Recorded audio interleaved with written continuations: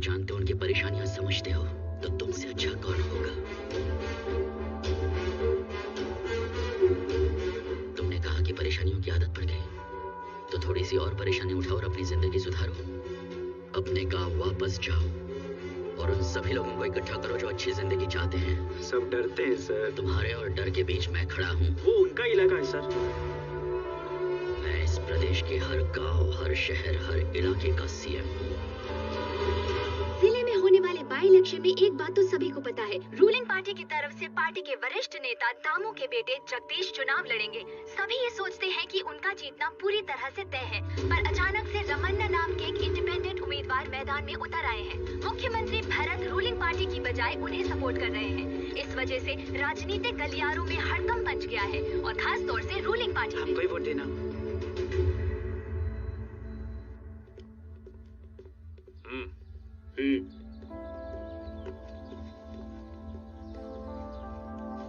Party ने हमरे बेटे पर टिकट दिया है। अपोजिशन पार्टी को हमरे खिलाफ कैंडिडेट नहीं मिला तो हमने सोचा हमारी जीत पक्की है। भैया जी, जब पार्टी का सीएम ही इंडिपेंडेंट को सपोर्ट कर रहा है तो हमारा जो कैंडिडेट है वो कैसे जीतेगा? ये किस तरह की राजनीति हो रही है भैया जी? हमारा सीएम ही पार्टी कैंडिडेट के खिलाफ है। ये किस तरह की राजनीति है, कुछ समझ नहीं आ रहा है हमको। किसी का हिम्मत नहीं था कि हमारे सामने खड़ा होकर बात भी कर ले। अब हमारा मजाक उड़ा रहे हैं वो लोग। एक मिनट, लगभग 20 साल पहले की बात है। तुम्हारे पापा ने ZPTC का इलेक्शन लड़ा था। दूसरी तरफ गुरु भाई थे पार्टी के लीडर। पता है, जब उसने तुम्हारे पापा को उसके रास्ते से हट जाने की धमकी दी तो मैं उसके इलाके में गया और 15 ट्रक जलाकर राख कर दिए और कहा कि कभी मेरे रास्ते में मत आना। उसे चेतावनी दी और वो समझ गया। उस समय राव साहब, जो कि एक गांव के मुखिया थे, उसने गांव वालों को धमकी दी और तब तुम्हारे पापा ने राव साहब के 25 आदमियों को गायब कर दिया था। लेकिन अब तेरा बाप एक कमजोर और अनजान आदमी से डर गया और बचने के लिए मेरे पास चला आया। क्यों? बूढ़ा हो गया है, खून ठंडा पड़ गया है।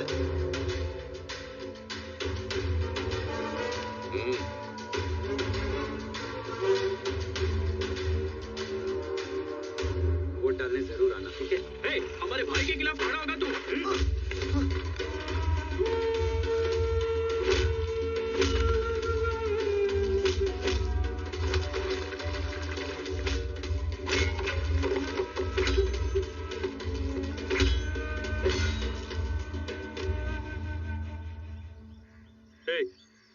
सुबह जब से उठे बस यही डर लगा रहता है, पता नहीं कब किसके साथ क्या हादसा हो जाए। तो ये सब छोड़ क्यों नहीं देता बेटा?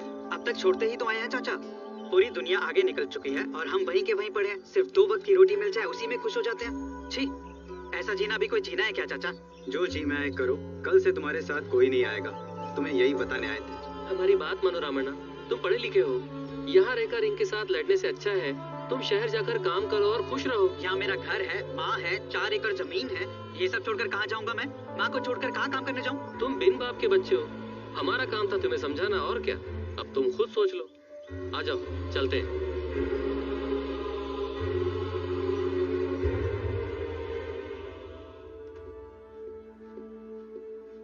सर, मुख्तार एक एहसान चाहता हूँ। Order sir.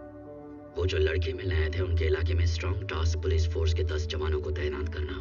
भेस बदलकर उन्हें वहाँ की आम जनता के बीच रहना है और इंडिपेंडेंट कैंडिडेट रामन्ना की हिफाजत करनी है। इस बात की किसी को खबर ना हो। रात और दिन साई की तरह उसके साथ रहना और अगर कोई हमला करता है तो उसे वहीं पर खत्म कर देना। मुख्तार सर।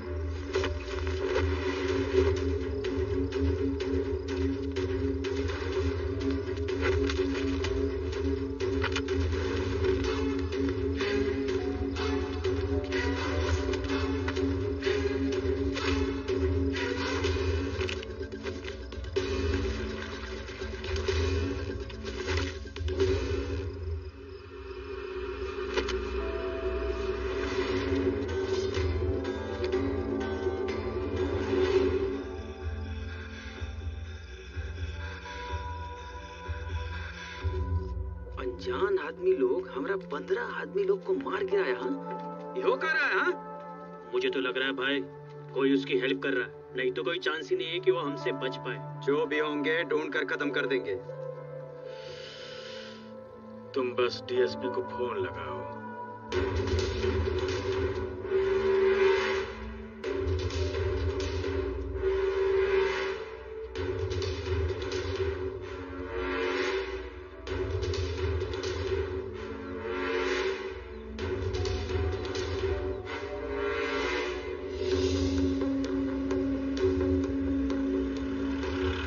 गाड़ी इधर क्यों घुमा ली? पुलिस स्टेशन तो उधर है ना?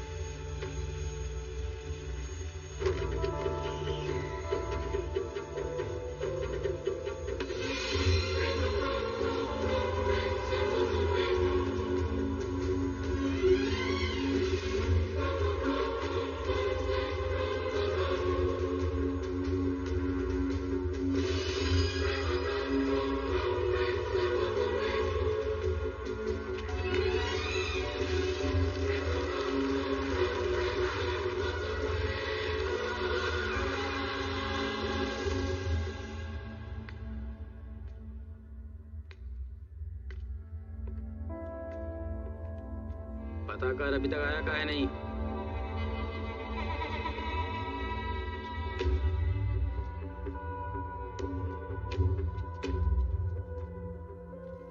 हमारे बारे में सब कुछ जानते हुए इलेक्शन में खड़ा हो गए।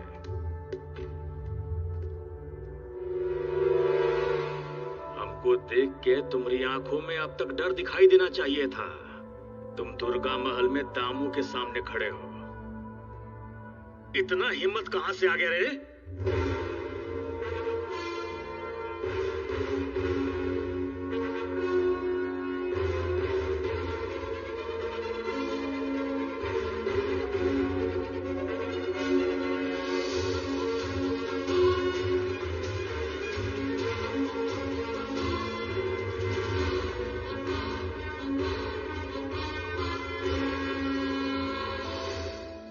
कैंडिडेट को अपनी जबान दी है, उसके और डर के बीच में मैं खड़ा हूं। और अगर मैं किसी को जबान देता हूं तो उसे हर हाल में पूरा करता हूं।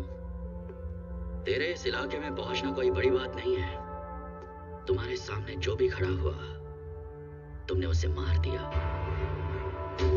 लेकिन इस इलेक्शन में ये तुम्हारे बेटे के खिलाफ खड़ा होगा और जीतेगा भी। अगर तुमने दोबारा इसे उठाने की कोशिश की या किसी ने इस पर हमला किया या इसे जरा सी एक खरोच भी आई तो मैं तुम लोगों का वो हाल करूंगा जो तुमने सोचा भी नहीं होगा।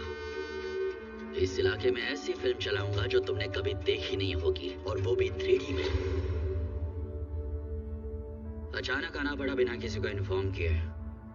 काफी काम पड़ा है, इसलिए अब मैं चलता हूं। शुक्र मनाओ कि तुम सीएम हो, वरना जिंदा बच के नहीं जाते। कुछ कहा? सीएम है तभी तेरे आगे पीछे ये लड़का सब घूमता है, समझा? हमरे इलाके में आने के बाद भी तुमको लोग यहाँ कुछ नहीं किए। इससे पहले कि हमारा दिमाग फिर जाए, चुपचाप अपने लोगन संगे निकल जाओ।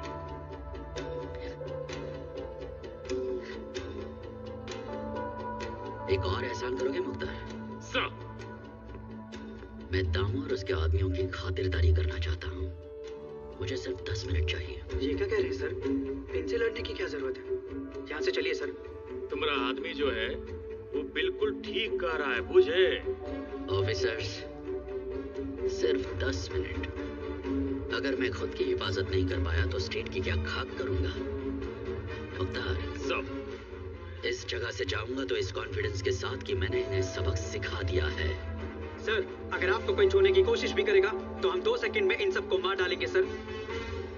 मुझे छूने से पहले ये सब जमीन पर होंगे। देख लेना। जिसके अंदर हिम्मत होती है वो पूछता नहीं है। अगर बल है तुम्हारे अंदर तो आ जाओ मैदान में। आपके लिए हम अपनी जॉब और ड्यूटी को दांव पर लगा रहे हैं और हाँ कह रहे हैं साहब। अगर आपको कुछ भी हुआ तो 1 सेकंड के अंदर हम फायरिंग शुरू कर देंगे। उसकी जरूरत नहीं पड़ेगी मुख्तार, प्रॉमिस। 10 मिनट के लिए भूल जा कि मैं सीएम हूँ। तेरे सामने आम आदमी खड़ा है। तमाशा का हद होता है। एक बार फिर से सोच लो बबुआ। अब डायलॉग बाजी बंद करके एक्शन शुरू करता हूँ।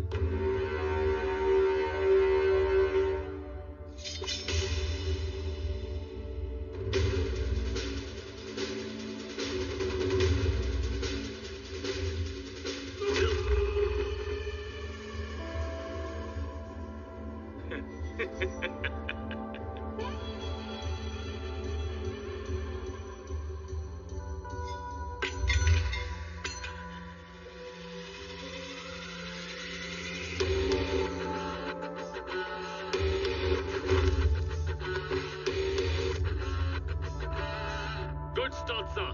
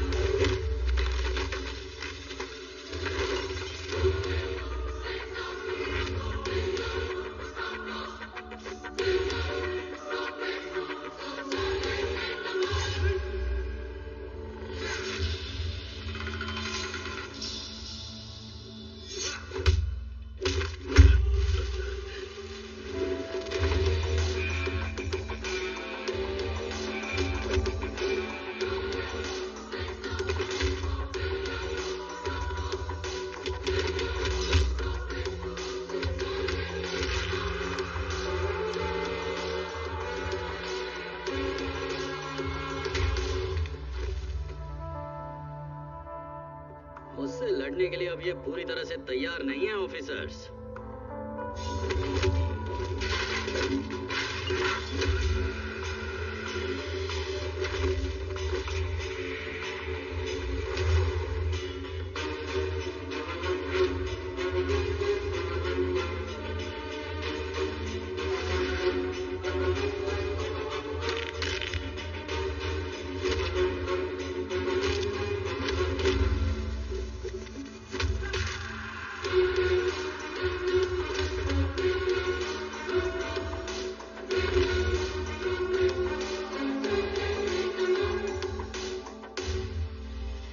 Nice one sir.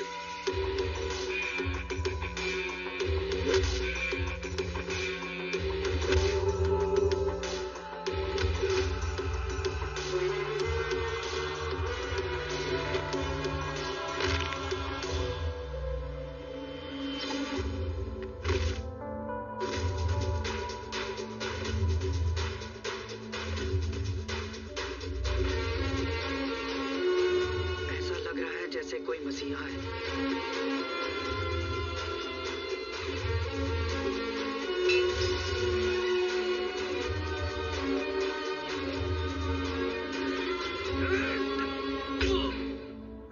इतना सब देखने के बाद भी लड़ेगा तू हैं? सर, आप सर को ले जाइए। हम इसे कुछ नहीं कहेंगे। इलेक्शन में कोई गड़बड़ी नहीं होगी। बहुत से नेता ऐसे ही लोगों को डरा कर अपने डर का साम्राज्य बना लेते हैं। हर गांव में जाकर इस बात को समझाना मुमकिन नहीं, लेकिन तुम जैसों को समझाना पड़ता है दामू। राजनीति करनी हो तो लोगों से बात करो, उनकी बात सुनो। जैसा आप कहें। ऐसे नहीं दामू। आज हम ईश्वर की शपथ लेता हूं कि हम लोगों से मिलकर उनकी समस्या को सुलझाऊंगा। That's all for now, Mukhtar.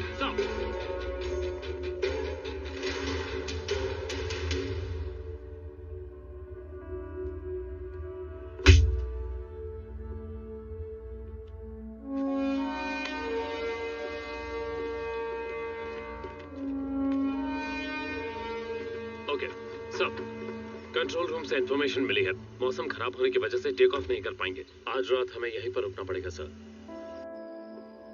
आपका अचानक आना हुआ, इसलिए आपके रुकने का इंतजाम स्कूल में ही हो पाया। हमने पूरी कोशिश की सर। तुमने नहीं की।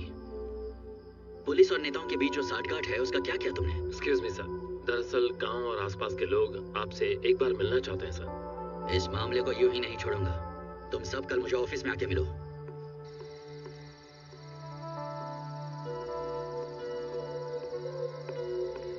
नमस्ते सर। नमस्ते सर। आप इतनी दूर से हमारे लिए चलकर आए और अपनी जान दांव पर लगा दी। जरूर आपसे हमारा कोई पिछले जन्म का रिश्ता है सर। आज रात इस गांव में मेला लगेगा। पुराने समय में ऐसा कहते थे, यहाँ एक राक्षस आया करता था और लोगों को मार डालता था। लोगों का दुख देखकर देवी खुद प्रकट हुई और राक्षस को मार डाला। ये राक्षस और देवी की कथा बहुत पुरानी है। पता नहीं ये कहानी सच है या झूठे, पर जिसने उस राक्षस को मार डाला वो देवता कोई और नहीं है, आप ही हैं सर। इस गांव का असली मेला तो आज लगा है। अगर हो सके तो आप मेले में जरूर आइएगा, हमें बहुत अच्छा लगेगा। हम कुछ ला नहीं पाए। ये कुछ कपड़े हैं जो हमने हाथ से बनाए हैं। अच्छे लगे तो पहन लीजिए।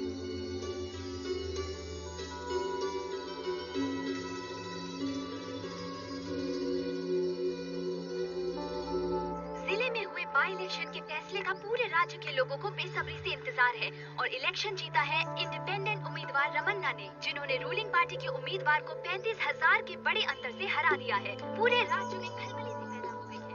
एक गरीब परिवार से आने और कोई मैंने अपनी सर्विस में कई सारे सीएम देखे हैं और हमेशा यही सोचता था कि कोई भी आ जाए, लेकिन कभी कुछ भी नहीं बदलेगा। पर ये कुछ अलग है। ये तुम्हारे बारे में, मेरे बारे में, सबके बारे में इतना सोचता है।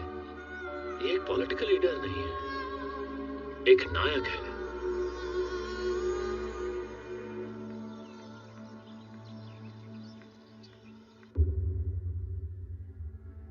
हमने उसे सीएम बनाकर अपने ही पैरों पे कुल्हाड़ी मार ली। वो अब हमारे हाथ से निकलता जा रहा है। आगे वो क्या करेगा कुछ समझ में नहीं आ रहा।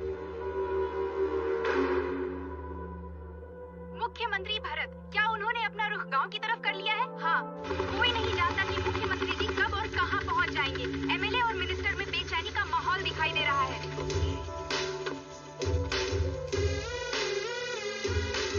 चलो गाँव दिखाओ मुझे। Okay sir. खेतों की हालत बहुत खराब है साहब। यहाँ कोई हमारी परेशानी सुनने को तैयार ही नहीं। आज दुनिया हर चीज में तरक्की कर रही है, खेती करने में भी। लेकिन यहाँ के लोग ना कुछ नया सीखने की कोशिश करते हैं, ना ही नई तकनीकों को जानने की कोशिश करते हैं। अगर ऐसी ही मानसिकता से जीते रहे तो इस तरक्की करती हुई दुनिया में हम अपना अस्तित्व खो देंगे। मैं यहाँ के पंचायत ऑफिस में एक व्यावसायिक विभाग खोलूंगा ताकि आप जैसों तक आज तक की सारी नई तकनीकें पहुंच पाए। अगर हम बीमार पड़ जाएं तो संध्या के समय अस्पताल जाना बहुत ही मुश्किल हो जाता है हमारे लिए सरकार। संध्या का मतलब? संध्या मतलब इवनिंग, शाम का समय। ना तो यहाँ पर डॉक्टर्स हैं और ना ही दवाइयाँ। प्राइमरी हेल्थ केयर सेंटर यहाँ से कितनी दूर है? सर यहाँ से 7 किलोमीटर दूर है सर। वहाँ के डॉक्टर को फोन करो जरा। Hello sir. चीफ मिनिस्टर गांव में आए हुए हैं, जल्दी से सभा में पहुंच जाओ। ऑफिसर्स का कोई डर नहीं से। तुम्हारा रिश्तेदार है क्या? सर, या सभी डॉक्टर से ऐसे ही पेश आते हो? हमारे निकलने के बाद इसे सस्पेंड कर देना। Okay sir.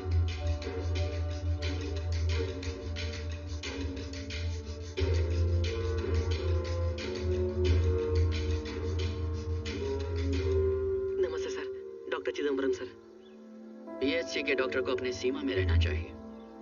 आप वहाँ पर क्या कर रहे थे? एक्चुअली वहाँ मेरे बच्चे पढ़ते हैं। और इन लोगों का क्या?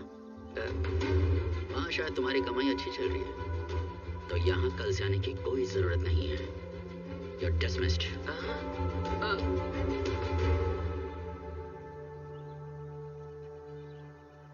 हॉस्पिटल के लिए नया डॉक्टर चुना जाएगा और आपको संध्या के समय भी कोई तकलीफ नहीं होगी। मैंने लोगों से वादा किया है कि अपनी आखिरी सांस तक गरीबों और दबे कुचले लोगों की सेवा करूंगा, उनके लिए लड़ूंगा।